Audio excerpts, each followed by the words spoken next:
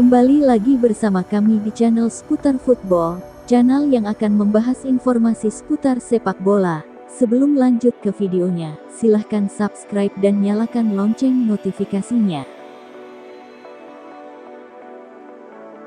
Pada tanggal 11 Februari tahun 2022, skuad Garuda Muda akan berangkat ke Kamboja untuk mengikuti ajang kompetisi Piala AFF U23 2022. Namun pada detik-detik pemberangkatan, PSSI kemudian membuat pernyataan bahwa timnas Indonesia akan mundur dari ajang Piala AFF U23. Alasannya karena banyaknya pemain yang terkena COVID-19 dan cedera.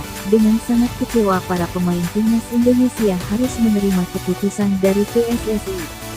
Akan tetapi, di balik mundurnya timnas Indonesia pada Piala AFF U23 di Kamboja, terdapat beberapa hal positif untuk skuad Garuda Muda. Pertama, pemain bisa lebih fokus dalam pemulihan COVID-19. Dengan tak ikut sertanya timnas U23, diharapkan para pemain bisa lebih fokus dalam pemulihan. Ini juga membantu para pemain beristirahat lebih panjang, karena mereka juga bisa istirahat dari kompetisi. Kedua, pemain yang cedera bisa sembuh lebih cepat. Sejatinya, timnas U23 membawa sejumlah nama-nama pemain yang masih cedera. Dengan tak tampilnya mereka di Piala AFF U23, membuat tim dokter bisa lebih fokus dalam penyembuhan. Para pemain juga bisa lebih cepat dalam proses penyembuhan. Ketiga, kesehatan tidak terancam. Sejak masa persiapan, timnas U23 dihantui terpapar COVID-19. Meningkatnya penyebaran Omicron di wilayah Bali, dengan diberikannya waktu untuk tak ikut serta, para pemain lebih bisa meminimalisir terkena COVID-19 dan kesehatan mereka tidak terancam.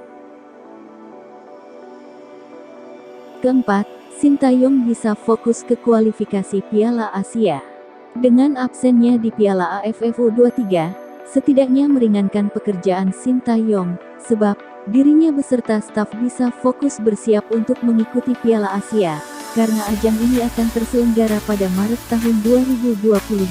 Ini menjadi salah satu agenda penting agar Indonesia bisa ikut berpartisipasi di Piala Asia 2023. Kelima, klub diuntungkan dengan kembalinya para pemain muda. Di tengah melonjaknya kasus COVID-19 di wilayah Bali, membuat tim Liga 1 kehilangan banyak pemain. Dengan kembalinya para pemain muda, justru akan menguntungkan klub mereka.